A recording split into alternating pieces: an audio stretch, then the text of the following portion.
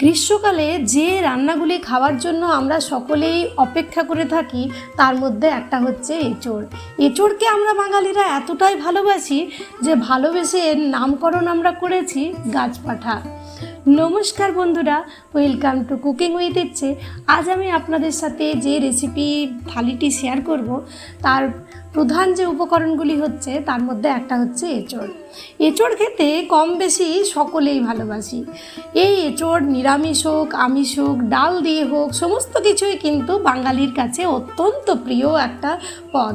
তাই এঁচোড় কাটার জন্য প্রথমেই আমি একটা প্লাস্টিক পেতে নিয়েছি, হাতে বেশ খানিকটা সরষের তেল লাগিয়েছি আর বটির মধ্যেও বেশ খানিকটা সরষের তেল লাগিয়েছি। কেননা এঁচোড়ের মধ্যে যে আঠাটা থাকে সেই আঠাটা থেকে বাঁচার জন্য তেল লাগানো ছাড়া উপায় নেই। এইভাবে এঁচোড়টা যখনই আমি কাটি আমার ঠাকুমা মায়ের কাছে এইভাবেই আমি দেখেছি, তাদেরকে এইভাবে কাজ করাতে দেখেছি। তাদের কিন্তু হাত পরিষ্কার করার জন্য আর কিছুই পরিশ্রম করতে হতো না, খুব সহজে হাতটা পরিষ্কার করা যেত এইভাবে কাজগুলো করাতে। আর এই সময় প্রকৃতি যেহেতু এই এঁচোড়কে দিচ্ছে তাই অবশ্যই এই সময় একদিন বানাবেন। শরীর সুস্থ রাখার জন্য এগুলো খুবই উপকারী। এঁচোড়ের মধ্যে প্রচুর পরিমাণে নিউট্রিশনের যেসব জিনিস আছে মানে পুষ্টিগুণ আছে সেগুলো তো ছেড়েই দিলাম, মানে বলে শেষ করা যাবে না। সব থেকে বড় ব্যাপার হচ্ছে এই যে গ্রীষ্মকালে আমাদের পেটে অল্পতেই গ্যাস অম্বল হয়, এঁচোড়ের মধ্যে ফাইবার থাকায় সহজেই কিন্তু কোষ্ঠকাঠিন্যের হাত থেকেও মুক্তি পাওয়া যাবে। আর অনেকেই বলে এঁচোড় খেলে নাকি ব্যথা ট্যাথা বাড়ে, কিন্তু আজ অবধি কোনো ডাক্তারকে এঁচোড় খাওয়া কাউকে বন্ধ করতে শোনা যায়নি। চলুন, খোসাটাকে ছাড়িয়ে নিয়েছিলাম। এবার যেহেতু একেবারে কুচি গাছপাটা ছিল তাই আমি এটার মাঝটাও নিয়ে নিয়েছি। মাঝের অংশটা আপনারা বাদও দিতে পারেন। আর যদি বলেন যে মাঝের অংশটা রান্না কীরকমভাবে করা যায় তাহলে সেটাও আমি আপনাদের সাথে শেয়ার করব, কমেন্টে অবশ্যই জানাতে ভুলবেন না যেন। এর আগেও আপনাদের সাথে আমি একটা থালি শেয়ার করেছি, সেটা আপনাদের ভালো লেগেছে দেখে অনুপ্রাণিত হয়ে আমি দ্বিতীয় আরও একটা থালি আপনাদের সাথে আজকে শেয়ার করছি। তো খোসাটা ছাড়িয়ে ভালো করে এটাকে ছোট ছোট টুকরো করে কেটে নিচ্ছি। আর যতটা ছোট হবে মানে এমনভাবে সেদ্ধ করতে হবে এটাকে যাতে আমাদের দাঁতে অল্প লাগেও আর এটা সুসেদ্ধ হয়। আর দেখতেই পাচ্ছেন হাতে যেহেতু তেল লাগিয়ে নিয়েছিলাম এবং বটির গায়েও তেল লাগিয়ে নিয়েছিলাম, আমার কিন্তু হাতে কোনো রকমভাবে আঠা বসেনি। আর ওদিকে বটির মধ্যেও তেল লাগিয়েছি বলে বটিটাও একেবারে ক্লিন আছে। আরও একটু তেল মাখিয়ে এখন এটা দিয়ে যে কোনো কিছু কেটে নেওয়া যাবে। নিচের ফ্লোরেও কিন্তু আঠা জমেনি যেহেতু আমি একটা প্লাস্টিক পেতে নিয়েছিলাম। এইভাবে এঁচোড় যারা নতুন কাটছেন তারা কাটবেন, কোনো মতেই কিন্তু আপনার হাত নোংরা হবে না। এখন এঁচোড়টাকে সেদ্ধ করতে বসাবো। ভালো করে ধুয়ে নিয়েছি 2-3 বার, তারপর অল্প জল দিয়ে কুকারে ওটাকে মিডিয়াম ফ্লেমে 2টো সিটি দিয়ে নেব। এদিকে অল্প পোস্ত আর কাঁচা লঙ্কাকে আমি প্রথমে মিক্সারে ঘুরিয়ে নিলাম, তারপর জল দিয়ে এটার একটা একেবারে যে মানে লিকুইড হবে সেটা নয়, মোটা একটা পেস্ট বানিয়ে নেব। নিয়েছি বেশ খানিকটা আলু সেদ্ধগুলোর খোসাগুলো আমি ছাড়িয়ে নেব।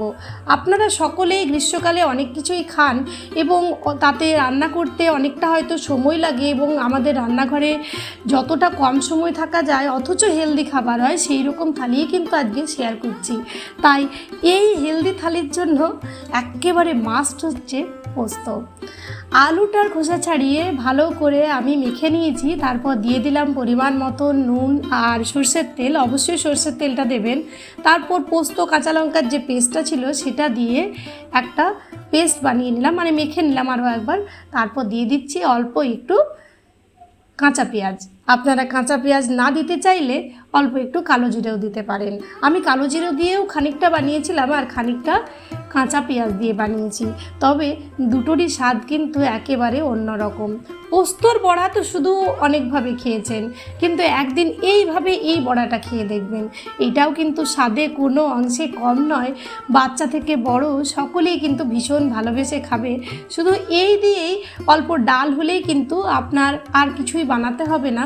টক ডাল এর আগে আমি আর চ্যানেলে দেওয়া আছে, আপনারা দেখে নিতে পারেন। সেই টক ডাল আর এটাই কিন্তু এনাফ এই গ্রীষ্মে শরীর ভালো রাখার জন্য। এইভাবেই আমি পোস্ত আর আলুর বড়াগুলো বানিয়ে নেব। আর শেষের ব্যাচে যখন বানাচ্ছিলাম তেল ছিল না, তবুও কিন্তু একটা বড়াও আমাদের খুব সুন্দরভাবে উঠেছে। আর যদি অল্প ভেঙেও যায় তাও কিন্তু স্বাদ মন্দ হবে না। চলুন, বড়াগুলো আমাদের মোটামুটি ভাজা হয়ে গেছে, এখন এগুলোকে তুলে নিচ্ছি। তবে হ্যাঁ, এই বড়া ভাজার সময় ধৈর্য রাখতে হবে, কম আঁচে ধীরে ধীরে এই বড়া ভাজা হলেই তার স্বাদ আরও দারুণ হবে। চলুন, এখন এই কড়াইয়ের মধ্যে অল্প আরও আমি সরষের তেল দিয়ে দিলাম। তারপর এর মধ্যে যেটা বানাবো সেই জন্য দিচ্ছি অল্প একটু সরষে আর একটা দেব লঙ্কা। আপনারা কাঁচা লঙ্কাও দিতে পারেন, আমি ফোড়নের সুগন্ধ আসার জন্য দিয়ে দিলাম একটা শুকনো লঙ্কা। তারপর ছোট ছোট টুকরো করে আম কেটে রেখেছিলাম, সেই আমটা আমি এখন এর মধ্যে দিয়ে দিচ্ছি। শরীর সুস্থ রাখার জন্য, লু থেকে বাঁচার জন্য আম বা যে কোনো টকের পদ কিন্তু একেবারে মাস্ট। তাই আমি বানাচ্ছি আমের চাটনি। এই টক মিষ্টি আমের চাটনি খেতে কিন্তু জাস্ট অসাধারণ লাগে। নুন আর হলুদ দিয়ে প্রথমে ভাজা ভাজা করে নিলাম, তার মধ্যে আমাদের আমটা অনেকটাই সেদ্ধ হয়ে গেছে। এখন জল দিয়ে এটাকে বেশ খানিকক্ষণ ফুটিয়ে নেব। তবে তার আগে দিয়ে দিচ্ছি এটার মধ্যে অল্প একটু গুড়। আপনারা গুড় নাও দিতে পারেন, চিনিও ব্যবহার করতে পারেন।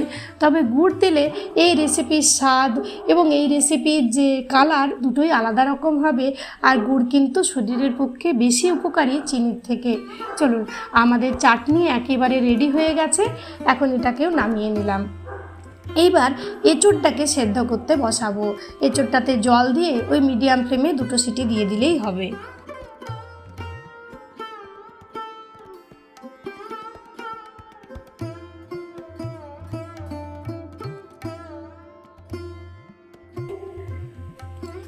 দুটো সিটি দিয়ে খানিকক্ষণ এটা রেখেছিলাম 15 মিনিটের মতো, যাতে স্টিমটা নিজে নিজেই বেরিয়ে যায়। আর দেখুন, এখন এঁচোড়টা এমনভাবে সেদ্ধ হয়েছে যাতে হাত দিলে এটা ভেঙেও যাবে।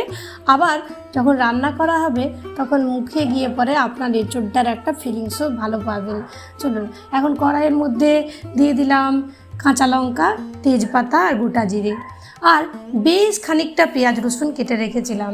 আমি আজ পেঁয়াজ রসুন দিয়েই বানাবো। আর যেহেতু গাছপাঠা মানে এটাকে মাংসের মতন স্বাদ আমাদের চলে আসে, তাই পেঁয়াজ রসুনটা একটু বেশিই নিয়েছি। রসুন আর পেঁয়াজটাকে প্রথমে ভাজা ভাজা করে নেব। এই ক্ষেত্রে বলে রাখছি, এটা খুব একটা ভাজা ভাজা করব না, জাস্ট একটা কালারটা চেঞ্জ হবে আর এর মধ্যে একটা সুগন্ধ বেরিয়ে আসবে, সেই অবধি কিন্তু পেঁয়াজ আর রসুনটাকে ভেজে নিলাম। এখন খানিকটা আলু আমি কেটে রেখেছিলাম, সেই আলুটা দিয়ে বেশ খানিকক্ষণ কষিয়ে নেব। আমার মা এইভাবে মানে এই পেঁয়াজ রসুনের কুচি দিয়ে কিন্তু এঁচোড়টা বানায়, সেই স্বাদটা জাস্ট অসাধারণ হয়। জানি মায়ের মতো রান্না করা কারো পক্ষে সম্ভব নয়, তবুও আজকে চেষ্টা করলাম মায়ের মতন করে রান্নাটা করার। দিয়ে দিচ্ছি আদা আর কাঁচা লঙ্কা বাটা 2 চামচ, দিচ্ছি জিরের গুঁড়ো বড় চামচের 1 চামচ, আর এর সাথে আমাদের কিচেনে যেগুলো খুবই দরকারি একেবারে মশলা সেগুলোই দেবো। ধনের গুঁড়ো 1 চামচ, হলুদ দেব পরিমাণ মতো, দেব নুন আর অল্প একটু মিষ্টি। তবে আপনারা চিনিটা নাও দিতে পারেন আপনাদের ইচ্ছে না হলে। তবে এই যে গাছপাঠার স্বাদ, তার মধ্যে সমস্ত কিছু স্বাদ এলে তবেই কিন্তু রান্নার স্বাদ একেবারে খোলতাই হয়। তাই সমস্ত স্বাদগুলোই দেওয়ার চেষ্টা করবেন। আমি পরে অল্প একটু টমেটো এটার মধ্যে অ্যাড করব। এই সমস্ত কিছু দেওয়ার পর আমরা যে সেদ্ধ করে রেখেছি সেই এঁচোড়টাও অ্যাড করে দেব। তারপর কম আঁচে এটাকে বেশ খানিকক্ষণ কষিয়ে নেব। কষাতে কষাতে এটাকে একেবারেই কিন্তু আঁচটা বাড়াবেন না, কম আঁচেই কিন্তু এটাকে কষাতে থাকবেন। আর খানিকক্ষণ মোটামুটি 5-7 মিনিট কষানোর পর একটা টমেটোকে বড় সাইজের কেটে পরে সেটাকেও এর মধ্যে দিয়ে ভালো করে এখন কম আঁচে এটাকে আরও খানিকক্ষণ কষিয়ে নেব। যখন দেখবেন যে এটা থেকে খুব সুন্দর একটা গন্ধ বেরিয়ে আসছে, তখন বুঝবেন যে আপনার এই এঁচোড় কষানোটা প্রায় হয়ে গেছে। তবে আঁচ বাড়ালে কিন্তু, যেহেতু আমি কম তেল মশলায় বানাচ্ছি, এই গরমের মধ্যে কম তেল মশলার খাবার খেলেই কিন্তু শরীরটা সুস্থ থাকে, তাই এই অবস্থাতে যদি আঁচটা বাড়িয়ে দেন তাহলে কিন্তু নিচে ধরে যাবে রান্নাটা, আর সেই ক্ষেত্রে স্বাদটা ভালো হবে না। তাই কম আঁচে বেশ খানিকক্ষণ কষিয়ে নিয়ে যখন দেখবেন যে কড়াইটা ছাড়তে শুরু করেছে মশলা টশলা সমস্ত কিছু, তখন এর মধ্যে জল অ্যাড করে দিন। চাইলে আপনি একটু গরম জলও অ্যাড করতে পারেন, আমি আজকে ঠান্ডা জলই অ্যাড করছি, যেহেতু বাড়ির প্রতিদিনের রান্না। তাই সমস্ত কিছু ভালো করে মিশিয়ে এখন যেহেতু আলুগুলো আমাদের সেদ্ধ নয়, তাই মোটামুটি 15 মিনিটের মতো এটাকে প্রথমে একটু মিডিয়াম ফ্লেমে রাখবো, তারপর লো ফ্লেমে এটাকে ঢেকে আমি রান্না করব যাতে আলুটা সেদ্ধ হয়ে যায় আর তার সাথে সাথে এঁচোড়টাও আরও একটু ভাঙা ভাঙা হয়ে যায়। 15 মিনিট পরে যখন দেখবেন যে এগুলো সমস্ত কিছু সেদ্ধ হয়ে গেছে, তখন এর মধ্যে চাইলে একটু গরম মশলা অ্যাড করে দিন।